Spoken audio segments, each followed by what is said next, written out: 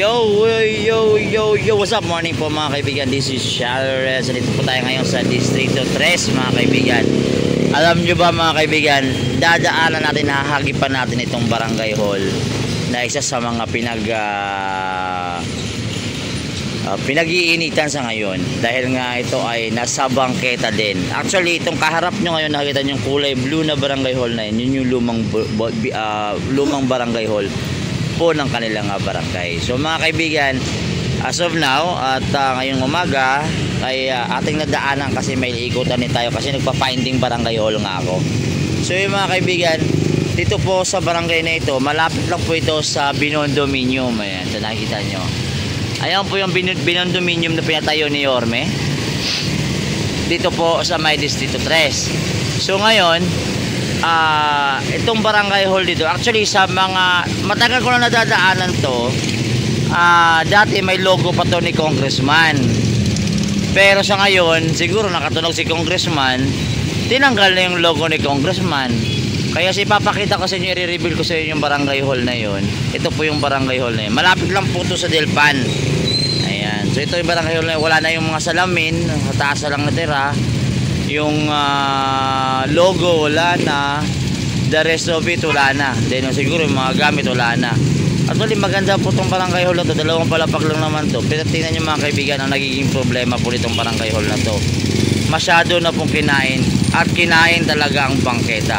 At exactly mga kaibigan, nandyan lang mismo sa gate po ng Binondominium lang yan, katabi lang yan. Maganda sana tingnan, pero the problem is, ito po, kinain na po mismo ang bangketa, diba? So as early as this morning, tingnan natin yung sitwasyon dito. Ito, meron pang nakaparadang mga sasakyan dito.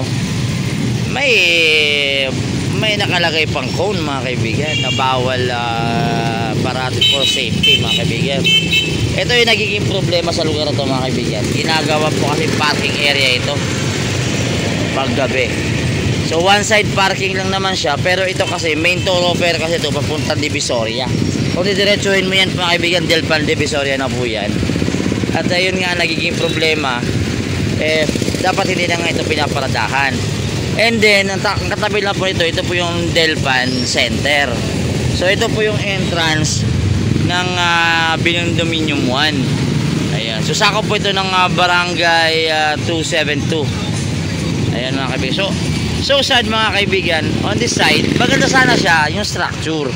Hindi question yung structure. Ang problema lang kasi mga kaibigan, tingnan nyo, nasa bangketa yung tinatayong itinayong barangay hall. Actually tapos ng barangay hall na to finish na ayan o. So lapitan natin ng konti, pakita ko sa inyo ng closer look. Kaya nga sabi ko nyo, gagawa ko ng bagong content ngayon na pinamagatang Finding the Barangay Hall. Ayan. So ito ang itsura po ng location na to. So papakita ko sa iyo close up. Close up. Ayan, kung bakit isa sa mga pinapag-gibait. Tingin ko pag-gibay na to, malapit na siguro to, naka-schedule siguro to. Ito. Naalala nyo dati yung kiniklearing yung mga bahay dyan, yung mga lumang bahay dyan, yung sa may Center Island na pinaklearing dati ng time ni Yorme. Kasi yun nga, baka ma-extend pa to ang Binondominium. Ito mga kaibigan, para makita. Bibot Hernandez, saan sila pwedeng mag-park? I think kasi katulad niya, sa totoo lang no, fairness no, speaking of, ang kalsada naman talaga, hindi naman talaga parking place at totoo lang, hindi naman kina-question na bumili ka ng sasakyan. Ang tanong kasi, bumili ka ng sasakyan for the cost na dapat bang i-park mo sa kalsada yan, dapat naghanap ka ng parking area na may bayad, at least safe na safe pa yung sasakyan mo, diba? Ganoon lang naman yan, common sense lang ho yan. Iba nga, diba? Katulad niya, may mga kami may mga motor din. Pero naghahanap kami ng parking lot kung saan meron nagpapaupa. Even though mahal, kailangan talagang mag-park sa tamang lugar. Diba? Ganun lang naman yun. O katulad ho nito, kalsada ho ito. O, diba? Hindi ko may inaano na mali sila. Pero ang point is, talagang nakikita mong maling-mali, although dapat din ang barangay din dapat magsabi din dapat na bawal mag-park diyan. O, tingnan mo kung ganito sitwasyon dito araw-araw. Ayan, o. Kung ganito sitwasyon dito araw-araw, tapos ganyan, magkakasikip-sikip lang, di ba? O, tapos may mga truck pang nakapark, nakita nyo, ayan o, truck o, sa dulo. Ayan, see? Ganun lang naman yun eh. Basic. O. So, ito yung barangay hall. Wala lang laman. O. Nahimik na. Ghost hall na to.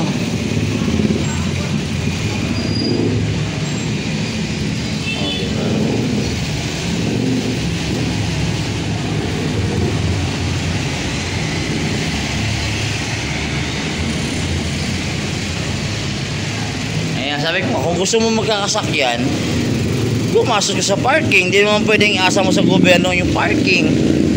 Diba? Okay na sana kung lahat may sasakyan. Diba? So, yun nga, maliit. Sobrang maliit ng kalsada dito po sa Distrito 3. Ganito pa, daanan pa ng tao. Ayan, katulad po yan. Napapakita ko sa inyo. Good morning! Ayan, ito yung lumang barangay hall. Ito yung luma. Pinagiba din to kasi yun nga yung bangketa. Tsaka ano to, Center Island kasi ito tinayo, kaya ito, katulad nito, oh, di ba, may makapark po rito. Ayan. So, ayan mga Ben, good morning po sa inyo. At yan yung mga sakyan dito. Ginawa nga, actually sinira nga tong location na to. Tinanggal nga yung mga bahay dito, yung mga informants and settlers dito, tinanggal din po dati, pero ginawa naman pong parking lot. Ayan. So very good, diba? So, shout out po kay Dranoy Sipol. Good morning. O, diba, malaking parking lot. O, asan na yung pinalinis? Ginawa naman parking lot. O, diba, perfect na perfect. O, ito, truck. O, diba, ang laki nito, ang laking sinasakupan nito. So yun lang naman talaga yung laging problema sa lungsod ng Maynila eh. Sumikip na nga, dadagdagan pa ng sikip. Oo. So good morning po kay Angelo Tagle, kay Mayan Fabiana, my friend, good morning. Siyempre ang ating kaibigan dyan, si Carrasco Janjan. Sino pa ba nandito? Si Atong Evangelista, boss, good morning. Kay Bibo Hernandez, good morning. Sino pa rito? Si Chairman, dito si Chairman, nakita ko eh. Oh, good morning kay Miss Charm Victorino. Good morning. Good morning kay John Luis Villena. Kay John, kasi pa ba dito? Si Stephen Anchester. Nandito si Chairman eh. Chairman, good morning. Ayan, how are you? Ayan, mga lampag na tayo ng konti ngayong morning kasi yung daming natatanong sa akin, hindi ko dadaanan to. Actually, last week nakita ko pang may logo to eh, ni Congressman. Tinanggal ni Congressman. Ano ba yan? Dapat nila tinanggal para proud, diba? So in fairness mga kaibigan, no, yan ang nagiging problema sa tingin ko dito. Dapat itong mga tricycle na to, wala dapat ito sa harap ng Benandominium. Ayan o, see? Ganda na may yung dominion pinagawa ni Yorme, no? Kung malandagan pa ito mga kaibigan, napakabongga talaga nito. Ayan, sa kabaan na to, yun. Tingnan nyo po, oh, daming nakapark, diba? Oh. Oh. So sad. Good morning everyone. Good morning po. Gising-gising na po. Kay Chairman Galima. Dito Chairman Galima. Good morning pare. And good morning po kay Marlene Lina Liray Tambukon. Ayan, good morning. Mayo de Nieva. Good morning. Si Lia Zacarias Recto. Si Elok Orodesi Tazurt. Kaya ang gabi mga pangalan, ang hirap. Kay Miss Imra Macarini Erstua. Good morning. Ayan, good morning po mga kaibigan. Good morning, good morning, good morning. Dito po sa lungsod na Maynila, dito sa Shalreds po. Ayan, dito po yung update natin ngayong umaga. Iniikot po tayo yung mga barangay-barangay. Titingnan natin kung sino yung mga barangay na possible na babakbakin ng ating lungsod. Ayan. So mga kaibigan, ayan o, diba busy na rito sa kitang oras. Sobrang busy ng ganitong oras. So yun, sayang lang yung barangay hall, sayang yung pera ng taong bayan. Masisirain lang. Katulad yan, wala na. Di ba? Tinanggalin na yung logo. Ibig sabihin, wala na to. Anong mangyayari dito? Kundi iba. Yan talaga yun. So katulad nito. Ayan. So anyway mga kaibigan, good morning po sa inyong lahat. At ako'y mag-iikot na naman sa ibang mga lugar. Good morning pa rin, Jonas, ulit ang ating masipag na taga-media. Ayan, good morning po. Good morning sa lahat na nandito sa ating live. Anyway mga kaibigan, ayan po, dinaanan. Ayun o! Good morning! Ingat ka! Saan ka punta? Duty ka na? Okay, huwag ka na pumasok. Holiday ngayon. Boss, taga dito ka ba sa barangay na to? Oh. So, eto, anong mangyari dito? Good luck.